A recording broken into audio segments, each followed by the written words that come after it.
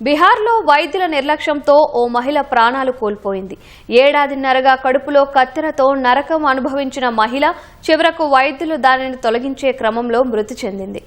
మొహితరి జిల్లాకు చెందిన ఉషాదేవి ఏడాదిన్నర క్రితం ఓ ప్రైవేటు క్లినిక్లో డెలివరీ కోసం చేరింది. ఆమెకు సిజేరియన్ చేసిన డాక్టర్ సంగీత కుమారి నిర్లక్ష్యంతో కత్తెరను ఆమె కడుపులోనే మర్చిపోయి కుట్లు వేసింది.